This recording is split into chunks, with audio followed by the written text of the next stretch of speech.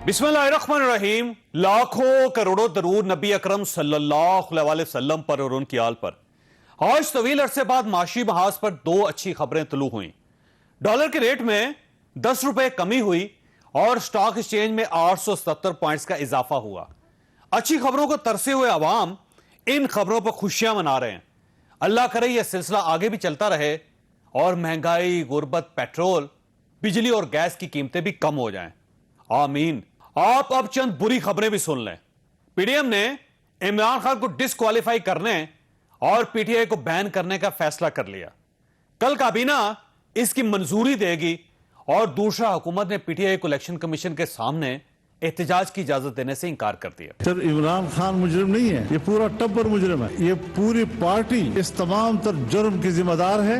ये सब इस जुर्म में शरीक हैं और इन सब के खिलाफ जुर्म साबित हो चुका है। फौरी तौर पर उनके खिलाफ कार्रवाई की जाए। इमरान खान खुद हो या डॉक्टर आरिफ अलवी हो, इनको तो फौरी तौर पर इस्तीफा दे देना चाहिए अपने पार्टी के ओहदे से भी और मुल्क की सदारत से भी, क्योंकि अब ये मुजरिम साबित हो चुके हैं। रेड जोन में कोई प्रोटेस्ट जो है वो अलाउड नहीं है और इलेक्शन कमीशन और पाकिस्तान का ऑफिस जो है वो रेड जोन में है। तो इसलिए मैं इन्हें वार्न करता हूँ, पीटीआई की लीडरशिप को भी, जो वर्कर्स हैं उनको भी, कि आप रेड जोन में जो है वो कल दाखिल होने की कोशिश हरगिज ना करें और अगर किसी ने फोर्सिबली जो है वो दाखिल होने की कोशिश की तो उसे फिर जो है वो रोका जाएगा कानून के मुताबिक और फिर कल को आपका गिला नहीं होना चाहिए। जबकि इमरान खान ने एक्सप्रेस न्यूज के प्रोग्राम तकरार में आज ऐलान किया, हम रेड जोन जा ही नहीं रहे, हमारी सिर्फ पार्लिमानी पार्टी जाएगी, लिहाजा रेड जोन की पाबंदी का सवाल ही खत्म हो गया। हम पुरअमन एहतजाज कर रहे हैं, रेड जोन में हम बिल्कुल नहीं आ रहे हैं। सिर्फ हमारे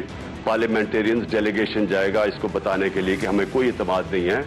2 प्रोविंशियल असेंबलीज 4 में से इसके खिलाफ अदम इत्मीनान कर दिया उन्होंने।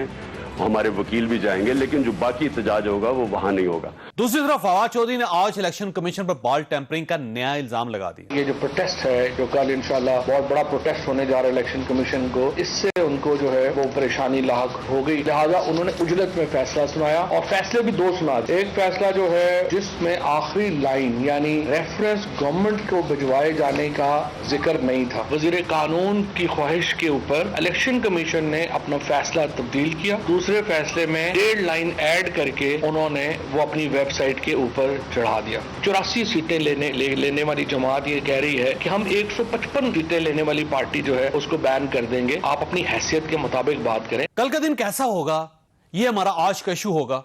हमारे साथ रहिए।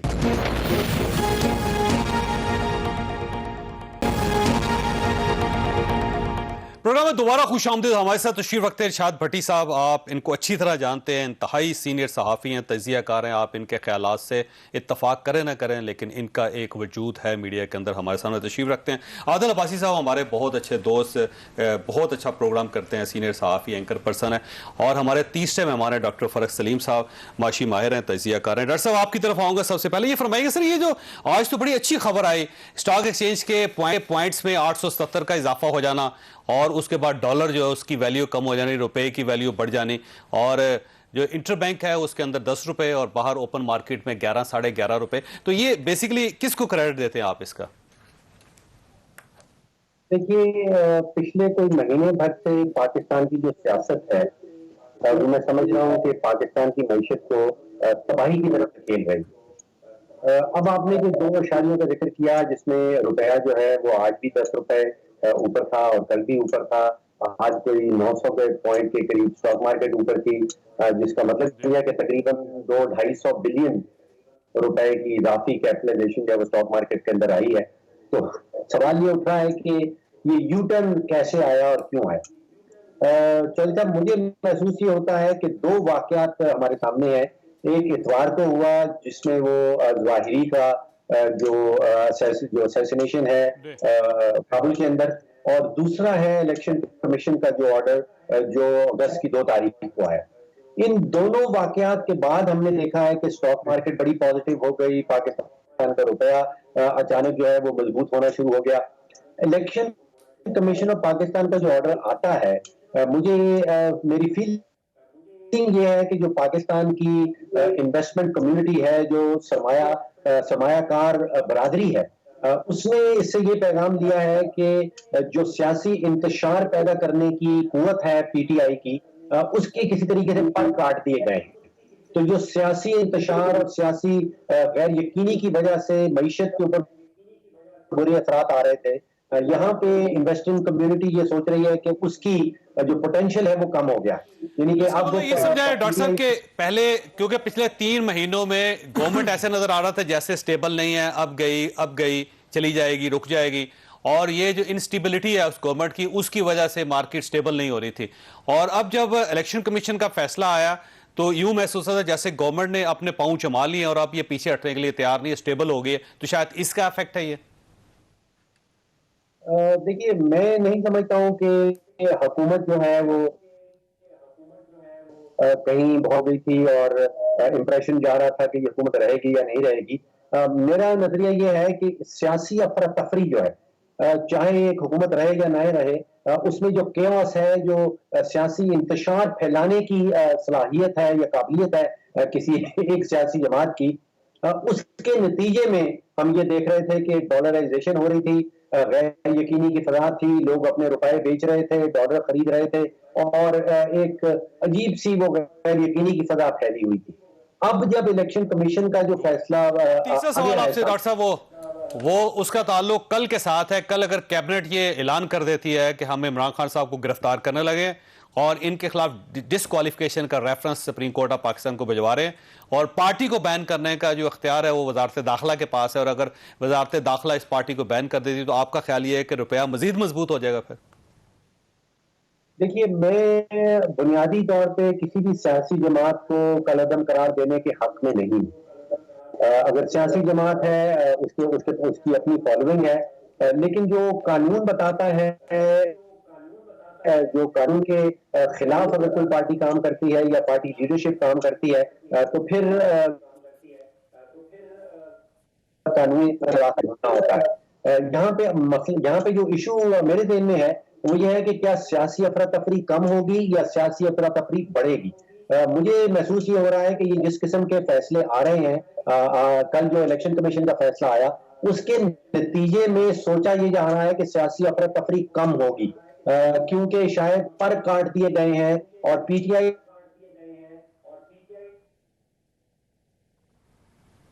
डॉक्टर साहब की आवाज ब्रेक हो रही है। भट्टी साहब, डॉक्टर साहब रुकिएगा आप। भट्टी साहब ये फरमाइएगा सर, ये अब हमेशा इमरान खान साहब ये कहते थे कि कानून की हुक्मरानी होनी चाहिए, अब कानून ने एक फैसला कर दिया और ठीक ठाक फैसला कर दिया, इलेक्शन कमीशन का बड़ा क्लियर फैसला है, तो अब इमरान खान साहब इसे मान क्यों नहीं रहे?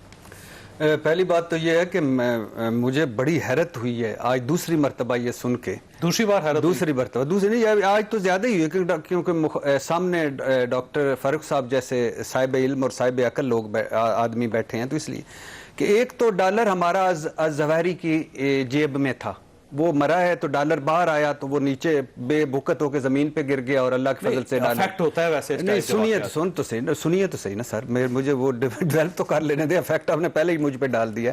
दूसरी वजह यह है कि अल्लाह के फजल से इलेक्शन कमीशन और डॉक्टर साहब की इतनी बाइस्ड राय के सियासी इंतशार फैलाने वाली एक जमात जिसके पर कट गए। डॉक्टर साहब, आपको पॉलिटिकल का लगता है पता नहीं है, ये जो फैसला आया है और जो करने जा रहे हैं, जो आज हुकूमती पीडीएम ने जो कबल अज वक्त ढोल बजाए हैं, इनके बाद इन सियासी अफरा तफरी और सियासी इंतशार ऐसा फैलेगा कि आपके जेब में भी डॉलर नहीं होंगे, मेरी जेब में भी डॉलर नहीं होंगे। और दूसरी बात यह है कि इसका मतलब है अगर ये कल गिरफ्तार कर लें या इमरान खान नायल हो रहा है डॉक्टर साहब, फिर तो मनोसलवा मेरे घर में भी उतरेगा और आपके भी डॉलरों की जरूरत ही नहीं रहेगी। तो ये मुझे अजीबोगरीब बाइस्ड सी लगती है डॉक्टर साहब। और आप ख्याल ये कि इमरान खान साहब के खिलाफ फैसला नहीं, मैं आप कुछ भी कर लें, नहीं सर, नहीं आप नहीं सर, मैं रिपोर्ट नहीं, और अगर आए तो सिर्फ इमरान खान साहब नहीं। मेरी बात इशू ये है कि इलेक्शन कमीशन ने एक शोकाज नोटिस दे दिया, उसमें उन्होंने चार्जशीट फर्द जुर्म आयद कर दी, ये। अब उसके बाद 15 दिन में उन्होंने जवाब देना है, उसके बाद हाई कोर्ट है, उसके बाद सुप्रीम कोर्ट है, एक रेफरेंस हुकूमत तैयार 8 साल चलती रही है सारी कार्रवाई भाईजान। अब इस पे आप इलेक्शन कमीशन अदालत नहीं है, याद रखें। हाँ, तो अब एक अदारा है, हाँ, फैसला जो ना वजारत दाखिला ने करना है और सुप्रीम कोर्ट ने करना नहीं सर, नहीं, वजारत दाखिला जिसके जो मुखालिफ के अंडर है उसका भी फैसला नहीं माने, फैसला सुप्रीम कोर्ट ने करना। सुप्रीम कोर्ट इमरान खान को नायल करार दे दे, पीटीआई पर पाबंदी लगा दे, मैं अपनी सुप्रीम कोर्ट के साथ हूं। और एक इनिशिएट जो करेगा वो तो वजारत दाखिला करेगी ना सर। भाई कर दे, सुप्रीम कोर्ट ऑफ पाकिस्तान खुद ही फैसला सारे मामले उधर ही जाने हैं, आप देख लीजिएगा, सारे मामले उधर ही जाने हैं, सब उधर जाने। तो बात बेसिकली ये है कि मैं तो इस हक में हूं कि गलती नवाज शरीफ, इमरान खान, जरदारी, बिलावल भुट्टो, शहबाज शरीफ, मौलाना, ये वो लोग हैं जो वोट लेके आते हैं और दावा करते हैं कि हम अवाम के नुमाइंदे हैं। इन पर ज्यादा इखलाकी जिम्मेदारी बनती है कि ये झूठ ना बोलें, फ्रॉड ना करें, चीट ना करें। और इमरान खान सर चीट नहीं और नहीं सर, अभी साबित करेगा ना, साबित करेगा। ये साबित हो गया सर, कैसे साबित आ गया भाई? कैसे ये हुआ ना कि तफ्तीशी रिपोर्ट जब आ जाए सर मतलब देखिए एफआईआर जब होती है वो कहते हैं जी कत्ल हुआ है, हाँ, इस बंदे ने कत्ल किया, हाँ, हमने इन्वेस्टिगेशन कर ली है, हाँ, फैसला अदालत से करना। हाँ। तो इन्वेस्टिगेशंस और कातिल का तयन करना और कत्ल का तयन करना, मौका वारदात की सारी चीजें पुलिस का काम होता है, इदारे का काम होता हाँ। है। इलेक्शन कमीशन एक इदारा है, हाँ। उसे सब कुछ बता दिया कि बाहर से पैसे आए हैं, इलीगल है, कानून के मुताबिक नहीं है और इनके खिलाफ कार्रवाई की जाए। सर आपने पहली बात तो यह है कि ये सारा भी मान लिया जाए जो आपका मुकदमा है कि ये फैसला हो गया, तो फिर तो सुप्रीम कोर्ट खत्म कर दें, हाई कोर्ट खत्म कर दें, इमरान खान को जेल दे दें। नहीं होती सर, तो फिर सजा का वेट करें ना। ऐसे जो अभी मिसाल के तौर पे ऐसे तो कातिल डिक्लेयर करता हूं। अभी जो आप सुन रहे हैं, जो आज गुफ्तगू सुन रहे हैं, उसमें तो लग रहा है कि बेरूपिया फॉरेन एजेंट आप वो कहते रहे जी सर। नहीं, लेकिन अल्टीमेटली कोर्ट दो वजह एक साबित करना है कि एक नवाज शरीफ साहब के फैसले में सुप्रीम कोर्ट की है कि उन्होंने सर वो केस अलग है, ये केस ही मुख्तलिफ है। सुन तो नहीं रहे, इस केस ने एंड पे सुप्रीम कोर्ट पे मुकना है, मैं उसी की बात कर रहा हूं। आप ये कोई खत्म तो नहीं हुआ ना, 8.5-7 साल 9 महीने बाद एक शोकाज नोटिस निकला, उस शोकाज नोटिस पे अभी उनका जवाब तो आ लेने दें, उस शोकाज नोटिस पे अभी हाई कोर्ट और सुप्रीम कोर्ट तो जाने दें। दो है, एक नवाज शरीफ साहब का फैसला है जो अकामा पे है, एक ख्वाजा आसिफ साहब का फैसला है जिसमें उन्होंने कहा कि बददियानती प्रूव करना पड़ेगी, और यहां पे बददियानती नहीं हुई, और नहीं, और अब बददियानती हुई है तो उसको अभी सुप्रीम कोर्ट ने आपने रिपोर्ट तो पढ़ी है, रिपोर्ट पढ़ी होगी आपने डेफिनेटली। आपका क्या ख्याल है कि इसमें इलेक्शन कमीशन वाज़ेह नहीं है, क्या उसको नहीं पता या उसने डिक्लेयर नहीं किया कि कहां कहां क्या क्या गड़बड़ हुई, कहां पर कानून की वायलेशन हुई? अच्छा, अब जैसे सबसे पहले इस रिपोर्ट पे बहुत ज़्यादा बात हो रही है, हो चुकी है, होगी भी, लेकिन पहले हमें ये समझना चाहिए कि जो हमारी मीडिया डिबेट है उसका जो फंडामेंटल फ्लॉ है वो क्या है। हमारे यहाँ पोजीशनिंग लोग लेके बैठ चुके हैं, एक बंदा एक साइड की पोजीशन लेता है, उसका सही गलत साबित कर देता है, दूसरा बंदा दूसरी साइड की पोजीशन लेता है, उसका सही गलत साबित कर देता है। और प्रॉब्लम मीडिया के साथ इस वक्त यही हो गया, जिसकी वजह से मीडिया की क्रेडिबिलिटी एट स्टेक लगती जा रही है कि हम बजाय सही को सही, गलत को गलत कहने के अपनी साइड लेके अपने बंदे को डिफेंड करना शुरू कर देते हैं। हम ये भूल रहे हैं कि इलेक्शन कमीशन एक ऑटोनमस बॉडी है। पहली बात ये कि इस 8 साल पे हमें फख्र नहीं करना चाहिए बल्कि दुख करना चाहिए कि 8 साल तक इलेक्शन कमीशन जैसा ऑटोनमस इदारा जो है वो ये रिपोर्ट सामने क्यों नहीं ला। 9 वकील तब्दील हुए जिसमें स्क्रूटनी कमेटी के ऊपर चैलेंज किया गया, 6 मरतबा high court, supreme court of Pakistan में गए, यानी 8 साल पूरी कोशिश की पीटीआई ने कि ये केस किसी साइड पे ना लगे। ठीक, तो अब एक ऑटोनमस इदारा 8 साल बाद ये फैसला कर रहा है, जैसा तैसा भी फैसला है उसका सुप्रीम कोर्ट में जो हशर नशर होना है, जो नतीजा आना है वो निकल आएगा। लेकिन उतने ही पावर ऑटोनमस बॉडी के पास होते हैं, इंस्टीट्यूशन के पास होते हैं जितने सुप्रीम कोर्ट के पास है, इतने इलेक्शन कमीशन के पास अपने आईन कानून के मुताबिक इख्तियारात हैं। जो वो कर सकते थे वहां से वो चीज आज निकल गई जो 8 साल तक नहीं जा पा रही थी। अब आपको याद होगा ये हाई कोर्ट भी गए थे पीटीआई पे, और वहां से ये जवाब मिला था कि जब तक इलेक्शन कमीशन जो है फैसला नहीं कर लेता उस वक्त तक जो है वो किसी भी किस्म का रिलीफ। इवन हनीफ अब्बासी साहब के केस में ये कहा गया था कि इसका फैसला इलेक्शन कमीशन की रिपोर्ट आएगी फिर फैसला होगा। जी हां, तो अब मसला ये है कि वहां से जब अब दोबारा जो है हुकूमत तो आपको पता है बेताब बैठी है, अगले 48 घंटे में उसने फैसला कर लेना है। और हुकूमत की अगर बात करें तो हमारी सियासी जमातें जो एक दूसरे से स्कोर सेटल करने के लिए आज से नहीं पिछले 40 साल से एक दिन जाया नहीं करती अगर इन्हें शय मिल जाए, जो कि शय इनको मिली हुई है।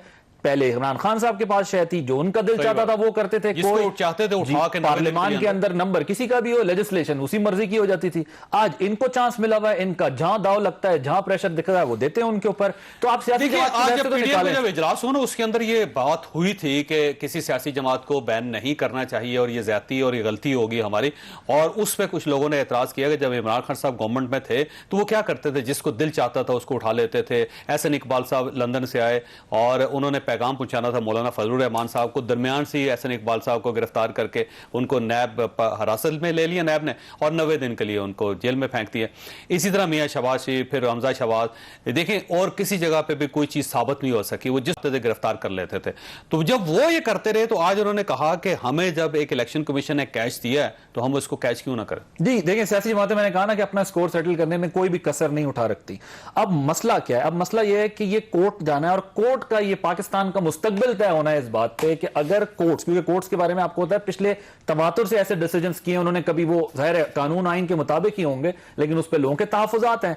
इस किस्म के फैसले से भी पता चलेगा कि पाकिस्तान की पॉलिटिक्स का फ्यूचर क्या है, क्योंकि कोर्ट ने कई दफा कई मामलात में माजरत के साथ स्टेप इन किया सियासी मामलात में पार्लियामेंट में। बदकिस्मती है कि पिछले जितने भी सियासी वाकयात हुए हैं एंड अप जो उनका कोर्ट के अंदर हुआ। जी एग्जैक्टली। अब जब हमारे सियासतदान अपनी पावर, अपने इख्तियारात, आइन और कानून की सारी तशरीह पार्लियामान में करने के बजाय अल्टीमेटली सुप्रीम कोर्ट ने करनी है, लेकिन जहां डेडलॉक हो जाना है वहां पर, अदरवाइज तो पार्लियामेंटेरियन, देखिए हर काम जो है सियासतदान सुप्रीम कोर्ट तक ले जाते हैं। उसकी वजह यह है कि सियासतदान हमारे माजरत के साथ फेल हो चुके हैं इस मामले में कि वो सियासी मामला सियासी तरीके से हल करें। वो हमेशा सपोर्ट के चक्कर में लगे। अदम एतमाद थी ना, देखिए वफाक की अदम एतमाद थी या पंजाब की थी, हर बार इशू कोर्ट के पास। और आपने क्यों लेके गए? अब आपने ये भी देखा होगा कि जो आज हुकूमत में है वो भी ये कहते हैं हमें वो मदद, वो जो हमें सच्चा प्यार नहीं मिला, पिछले वाले भी ये कहते हैं, दुहाई दे रहे हैं कि हमें सच्चा प्यार नहीं मिला।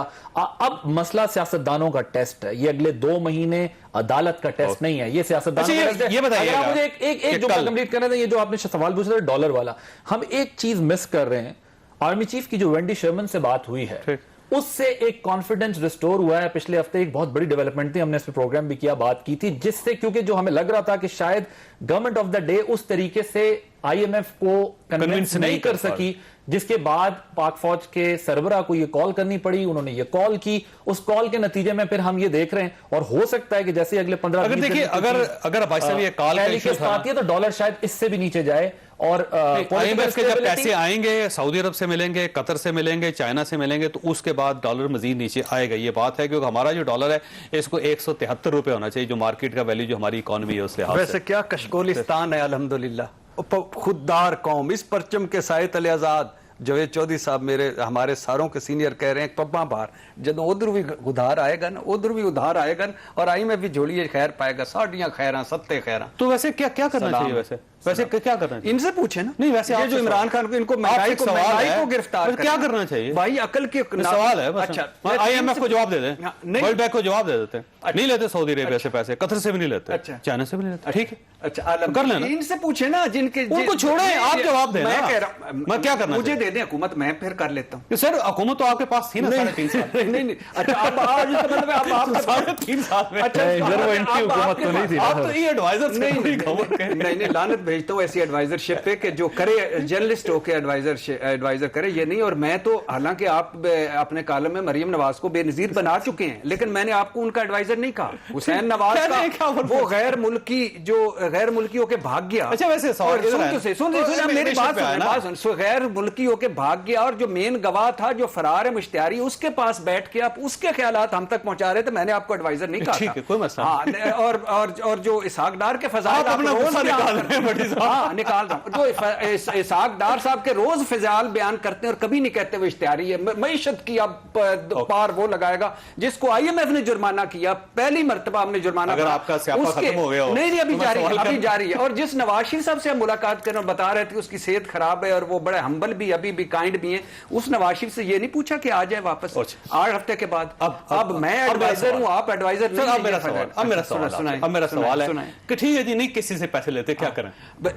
अच्छा आप ही बताते थे, आप ही मुझे सोल्यूशन कालमों में देते थे कि ये कशकोल ठीक नहीं है, ये हम कब तक मांगेंगे, दोस्त हमसे नाराज हो गए हैं, इमरान खान ने बर्बादी फेर दी, अब इनको आप एडवाइजर हैं, इनको मशवरा दें। चले मैं उनको मशवरा देता हूं। वैसे मसला सिर्फ ये है कि आपकी मुलाकात सिर्फ एक साइड से होती है, मेरी दोनों साइडों पे होती है। अल्हम्दुलिल्लाह। अच्छा ये फरमाइएगा डॉक्टर साहब के ये जो जनरल बाजवा साहब का टेलीफोन है उसको बहुत क्रेडिट दिया जा रहा है कि उनका फोन आया और उसके बाद आईएमएफ को अमेरिकन से समझाया और उसके बाद आईएमएफ ने कहा कि तमाम कंडीशंस पूरी हो चुकी हैं और अब किसी वक्त भी पैसे रिलीज हो जाएंगे। इसका किस हद तक इफेक्ट है सर?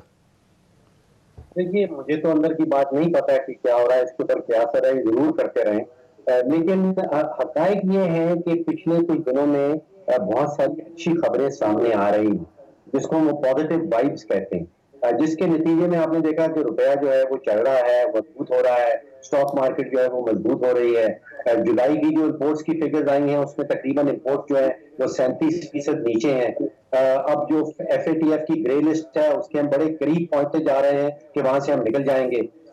फिर जून की 27 तारीख को एक बहुत बड़ा मुआहदा था G20 के कंट्री से, जहाँ पे तकरीबन 4 अरब डॉलर की जो है वो छूट मिली है। इतनी सारी अच्छी खबरें हैं, लेकिन मैं परेशान हूं और हैरान हूं कि भट्टी साहब कहते हैं कि इनका एक फिक्रा अभी इन्होंने कहा कि पाकिस्तान में आप भी भट्टी साहब पे आ जाए। इस मुल्क का बाद मसले ही भट्टी साहब है। डॉलर तो नीचे ऊपर आते जाते रहेंगे, मईशत ठीक होती रहेगी और जो करप्शन पे फर्दे जुर्म लगती रहेगी, वजीर आजम बनते रहेंगे, जमानतों पे वजीर बनते रहेंगे। इस भट्टी साहब है, उनको बोलने जैसे भट्टी साहब कहा उन्होंने, आपने अगर मेरे उठने से डॉलर बैठ जाता है तो मैं उठ जाता हूँ। जी डॉक्टर साहब। देखिए चौधरी साहब, मैं बहुत ही परेशान हुआ जब भट्टी साहब ने कहा कि इस मुल्क में इंतशार मजीद फैलेगा। ये इनकी चाहत है, ये इनकी ख्वाहिश है, और अगर ये इनकी चाहत और ख्वाहिश है तो ऐसा क्यों है? ये पाकिस्तान को और पाकिस्तान में रहने वालों को और मजीद नुकसान क्यों पहुंचाना चाहते हैं? ये जानते नहीं है कि इंतशार, अगर सियासी इंतशार फैलता है तो माशी ये फारूक डॉक्टर साहब मेरे काबिल एहतराम, मेरे भाई, मेरे प्यारे भाई, चूंकि मैं मरकज में मैं हुकूमत कर रहा हूं, पंजाब में भी मैं ही कर रहा हूं, सिंध में भी मैं ही कर रहा हूं, KP, तो मैं चाहता हूं कि जो बाइडन अमेरिका भी मेरे हवाले कर दे। इसलिए मैं ज्यादा इंतशार की तरह, मैं ग्राउंड रियलिटीज आपको बता रहा हूं कि जो आज उन्होंने प्रेस कॉन्फ्रेंस की, जो इमरान खान साहब करने जा रहे हैं, ये सलाम लेने के रवादार नहीं रह गए। अब मईशत एक पार्टी के बस की बात नहीं रह गई, ये मुल्क छोटा हो गया, इनकी अनाएं और जिद्दें बड़ी हो गई हैं। मैं उस पे बात करना चाहता हूं। डॉक्टर साहब को बात मुकम्मल करना। जी डॉक्टर साहब ये फरमाइए। जी फरमाइए डॉक्टर साहब, अपनी बात मुकम्मल कीजिए। देखिए, जिस सिमत में इस वक्त पाकिस्तान जा रहा है उसमें हमें इंतशार नहीं चाहिए। अगर सियासी इंतशार आएगा तो मईशत मजीद डूबती चली जाएगी। तो ये लोग जो चाहते हैं कि इंतशार आए, जो चाहते हैं कि मजीद अफरा तफरी का आलम फैले पाकिस्तान के अंदर, मुझे समझ नहीं आती कि इनके इवेंचुअल ऑब्जेक्टिव क्या है। देखिए, जो माशी सिमत है वो कहीं सीधी सिमत लगने जा रही है। यहाँ पे जैसे मैंने कहा कि FATF वाला मामला तय होने वाला है। अब डॉक्टर साहब, दो आपके पास सवाल छोड़ के मैं ब्रेक ले रहा हूँ। सवाल बड़े सिंपल से है, ये बताइए कि इसका मतलब ये हुआ कि मिफ्ता इस्माइल साहब की जो फिलॉसफी थी वो ठीक थी या वो ठीक परफॉर्म कर रहे हैं, और जो पीछे उन्होंने गलतियां की थी वो बेसिकली गलतियां नहीं थी, उन्होंने सिमत दुरुस्त कर ली। एक सवाल तो ये, और दूसरा ये कि क्या वाकई आने वाले दिनों 15-20 दिनों में, महीने में पाकिस्तान की मैशत बहुत बेहतर हो जाएगी? एक छोटी ब्रेक और ब्रेक के बाद दोबारा जरूरत।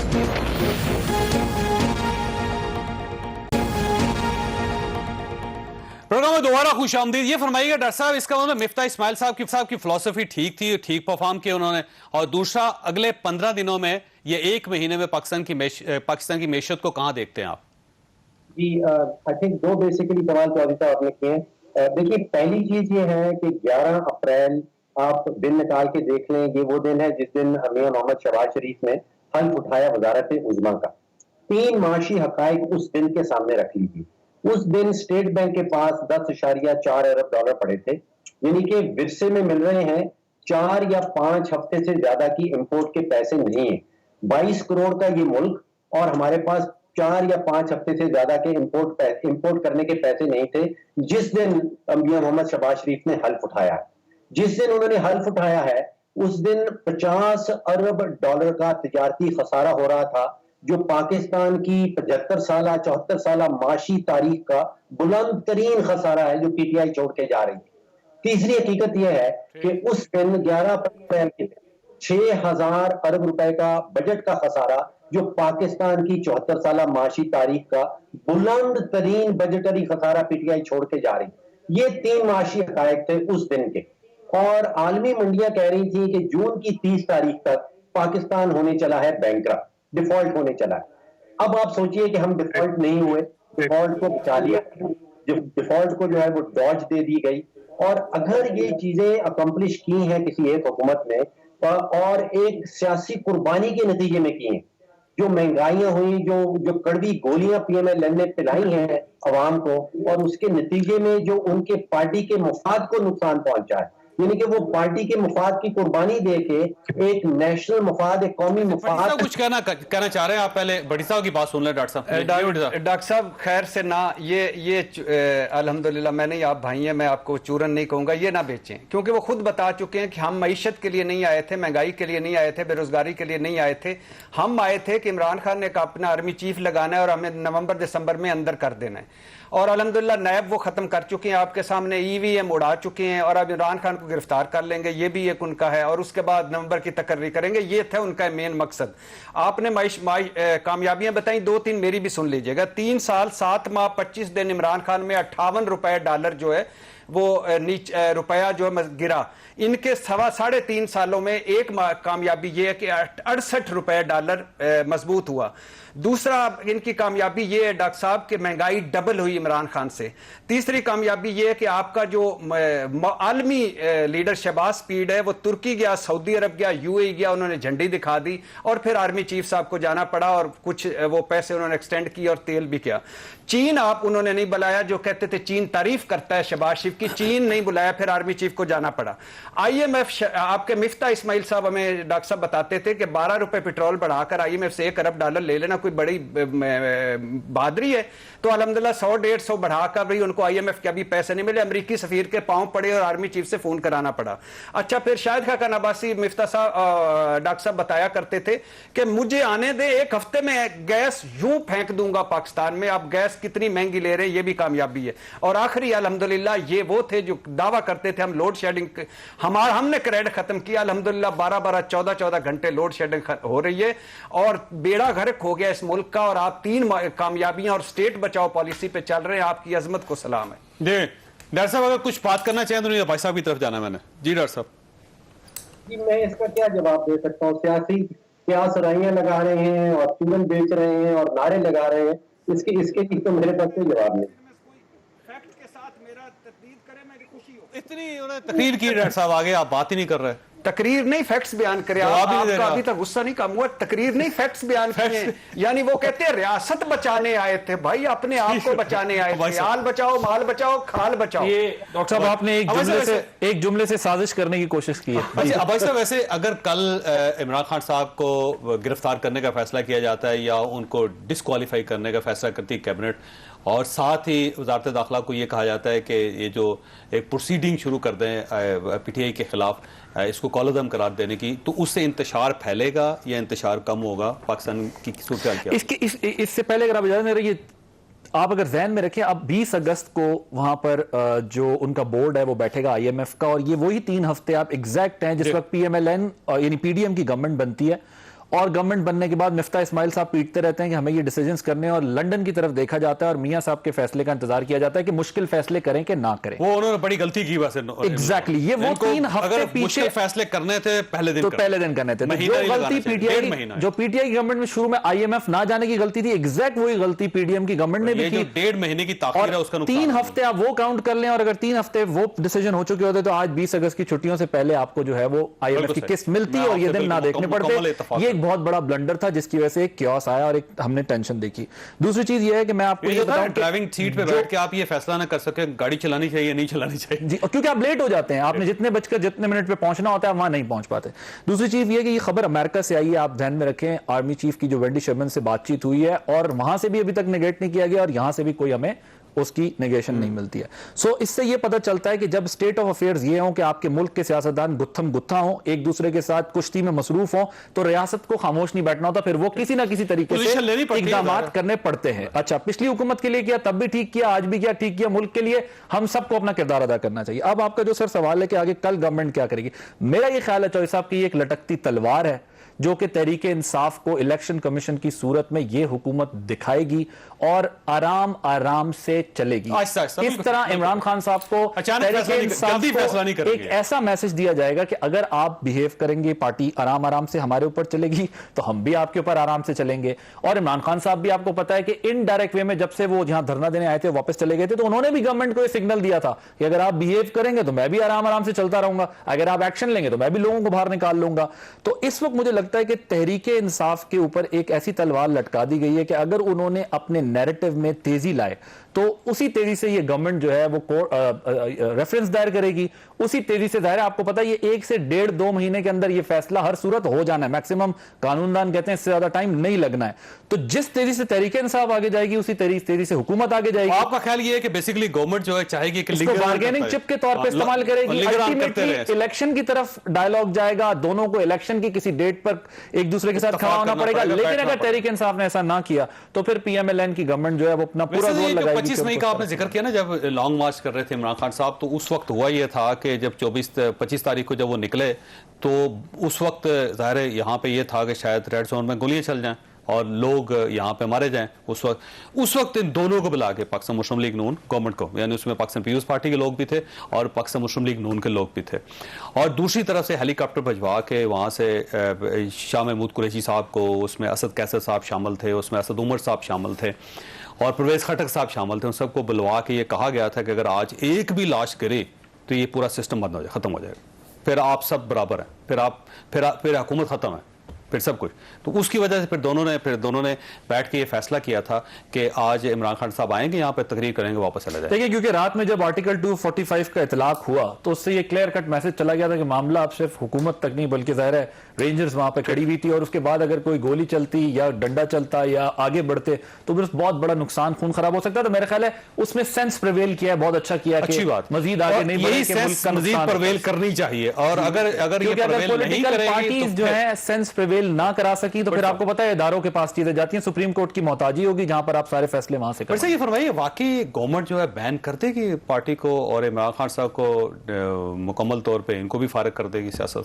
देखिए, मैं फिर कह रहा हूं, अगर आइन और कानून के मुताबिक इमरान खान साहब ने फ्रॉड किया है, झूठ बोला है, सुप्रीम कोर्ट कह देती है तो बैन होना चाहिए। क्यों? यानी एक दलील दी जा रही है। एक तो कुछ लोग अब मेरे ये कह रहे हैं कि ये भी गलत है, और गलत तो नवाज शरीफ वाला भी था। और ये 155 सीटें हैं, नवाज शरीफ 1.5 करोड़ वोट है। क्या भाई 155 सीटें और 1.5 करोड़ वोट जो है इजाजत देते हैं कि आप जो चाहे कर लें? नंबर 1 आप झूठा सर्टिफिकेट दे नंबर बिल्कुल, वोटिंग क्लब से आप 21 लाख। नंबर 2 एक बार्गेनिंग चिप और भी है कि ये जो इमरान खान साहब पे तलवार लटका के बैकडोर पे और भी हुकूमत कोशिश करेगी कि आए मिलकर नाहेली को वो आइन में तब्दील करें ताकि नवाज शरीफ भी वापस आ जाएं, इमरान खान भी वापस, वो भी खत्म हो जाएं और फिर से हम शुरू करें। एक ये। दूसरी बात ये कि आपने ये जो आज हम इस नौबत पे पहुंचे हैं, यानी ये जो जनाजा निकाला इन्होंने मईशत का, ये लायक और तजर्बाकारों ने, उसकी वजह एक है कि जिस दिन मिसाल के तौर पे इमरान खान साहब या परवेज खटक साहब आर्मी चीफ साहब के पास गए थे और उन्होंने फिर इधर इस्लामाबाद के एक मेस में बैठ के इन सारों को बुलाया था कि आपने इमरान खान साहब को गिरा तो लिया है, आप इनके सीने पर मूंग ना दलें, इलेक्शन की तरफ जाएं। तो पता है उस वक्त ये शाहजेन मेरे डॉक्टर साहब कह रहे हैं कि रियासत बताने, उस वक्त क्या था?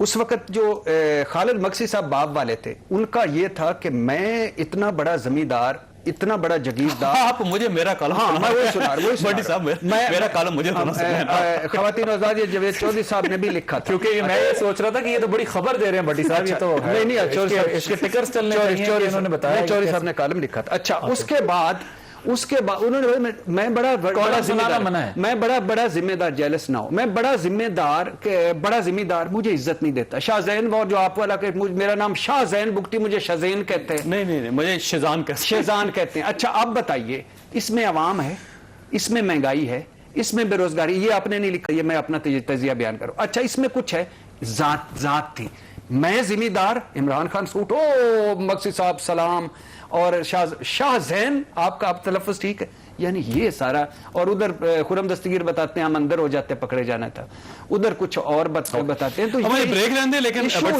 आपकी इस बात से मैं मुकम्मल तौर पर इत्तफाक करता हूँ। पहली बात तो ये कि जब सियासतदान है वो पूरे मुल्क का वालिद होता है, बाप होता है, उसको बाप बन के काम करना चाहिए, सिर्फ अपना नहीं देखना चाहिए। और अनफॉर्चुनेटली कोई भी सियासी जमात हो वो सिर्फ अपना मफाद देखती है। पाकिस्तान का सबसे बड़ा डिजास्टर ये। छोटी सी ब्रेक के बाद दोबारा जरूरत।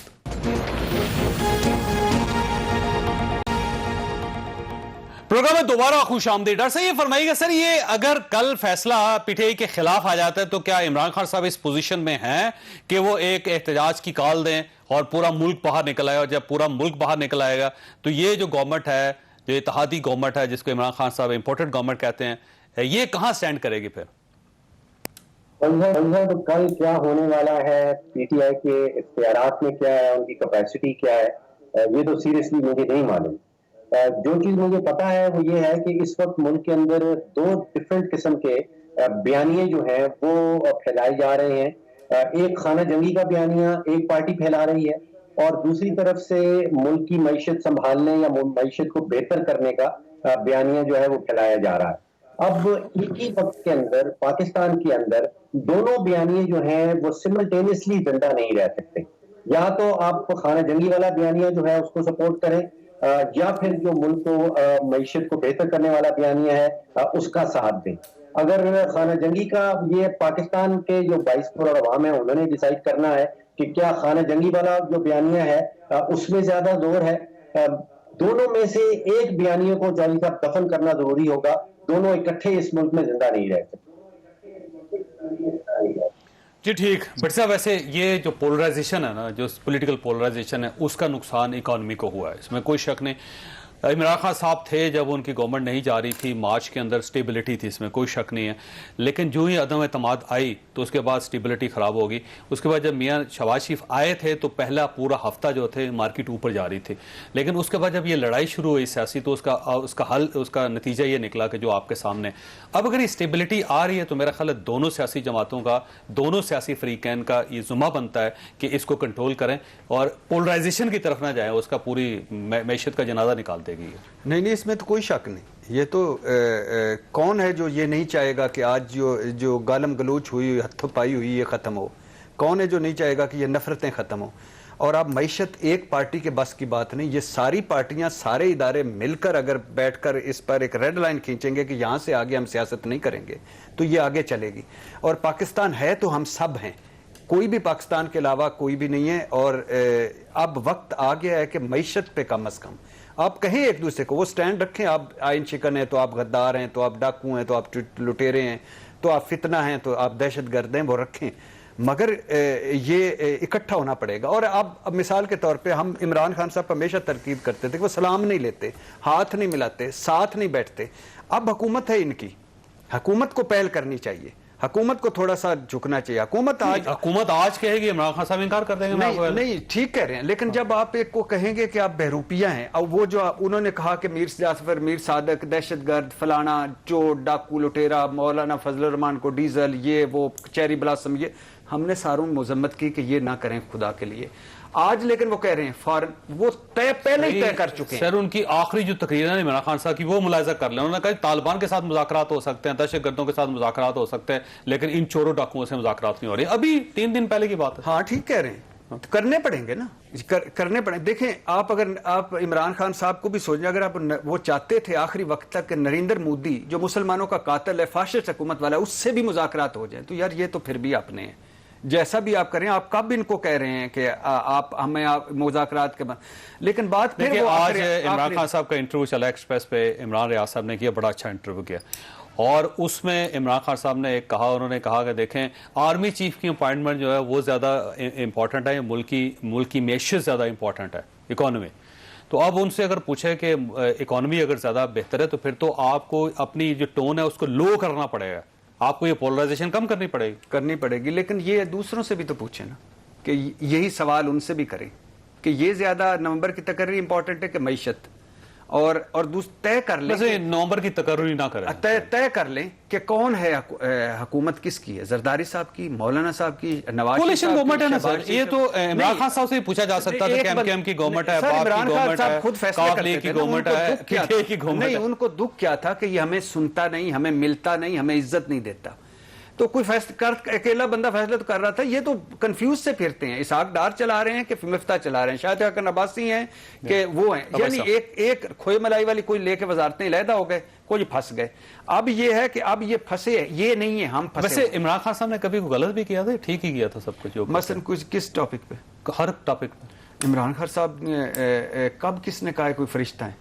ठीक है, इंसान है ना। नहीं, आप अभी तक गुस्सा रख के बैठे हैं। नहीं मैं वैसे नहीं रख के बैठे, आपकी आंखों में आज मुझे वो अपनी पुरानी मोहब्बत नहीं रख गई। देखिए, अगर आप कह सकते हैं कि मरियम नवाज बेनजीर बनती जा रही है, तो मैं तो शुक्र अल्हम्दुलिल्लाह नेल्सन मंडेला नहीं कहा इमरान खान को। अल्लाह ताला का लाख लाख शुक्र है कि आप कह सकते थे बस। अब वैसे ये फरमाइए सर, ये कल का दिन जो है बड़ा इंपॉर्टेंट है और अगेन वही पोलराइजेशन में इजाफा होगा या कमी होगी?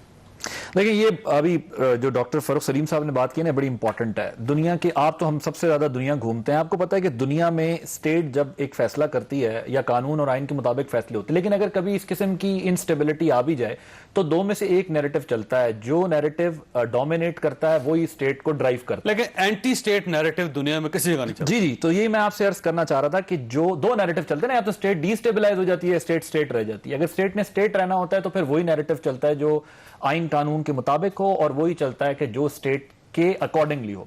आप देखें, अभी जो 2 रोज कबल एक अफसोसनाक वाकया बलूचिस्तान में पेश आया। अल्लाह ताला बलूचिस्तान के कोर कमांडर सरफराज शहीद साहब, उनके साथ 6 बंदे, जो 5 बंदे जो सोशल मीडिया पे ब्रिगेडियर जनरल थे, ब्रिगेडियर थे, मेजर थे, 2 ये सब शहीद हो गए। अब आप ये देखें कि कौम कर्ब की हालत में थी। फौज के लिए एक बहुत बड़ा एक तकलीफ दे मरहला था कि बड़े ऑफिसर्स इनकी शहादत हो जाना इस किस्म की, मेजर से लेके लेफ्टिनेंट जनरल तक। और सोशल मीडिया पर प्रोपेगेंडा क्या हो रहा था, रजीम चेंज की बातें हो रही थी, इख्तलाफात की बातें हो रही थी, बहुत सारे ऐसे एंगल्स दिए जा रहे थे। तो मुझे ये बताएं कि क्या कोई रियासत, कोई मुल्क इस किस्म, देखें अगर कहीं पर कोई गलत है उसको गलत कहना चाहिए, लेकिन क्या स्पेकुलेशंस पे रियासत या नैरेटिव चल सकते हैं?